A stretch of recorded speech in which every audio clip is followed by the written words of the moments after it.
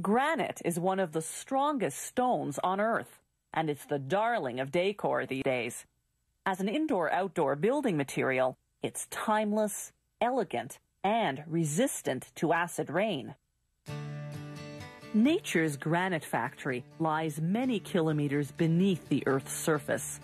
Boiling molten rock called magma builds up pressure from the intense heat and rises through cracks and crevices in the Earth's crust. As it rises, it slowly cools and solidifies into granite. Most granite is buried under sedimentary rock, which makes up most of the Earth's surface. The challenge is to extract as much granite from the quarry as possible, while losing as little as possible to damage from the extraction process.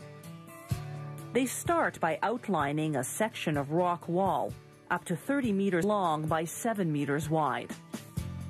They use a gas flame to burn long, narrow channels to free up the sides.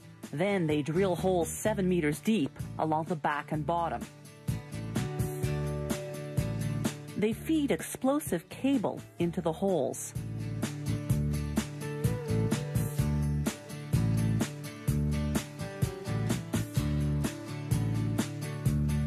Then they set it off.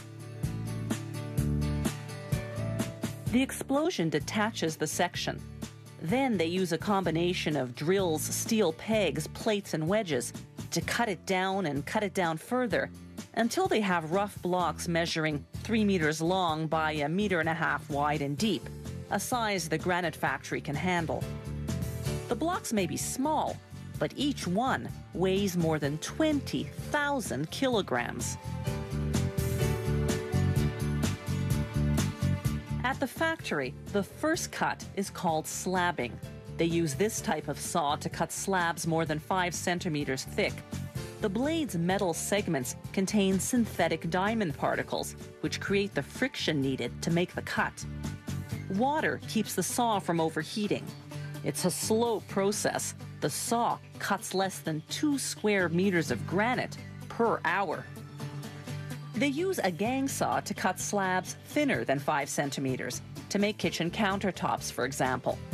This saw has steel blades, tense enough not to bend under the pressure of cutting, and calibrated to cut as straight as possible.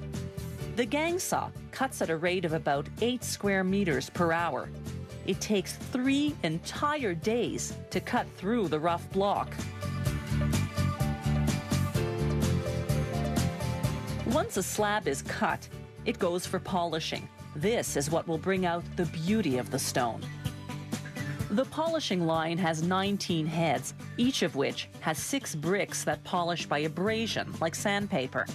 The brick grains get progressively finer as you go down the line. The polishing line processes about a square meter of granite per minute.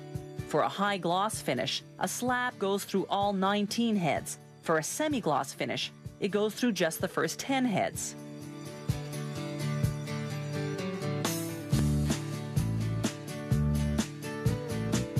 For a rough finish, slabs skip the polishing line altogether and instead go through a process called flaming. With a stream of water to keep the slab from cracking under the heat, they run a propane flame at 2,000 degrees Fahrenheit across the surface.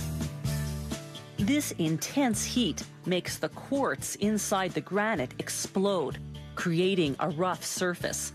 They often use this technique for non-slip flooring. After the finish, the last step is to cut the slabs to specifications.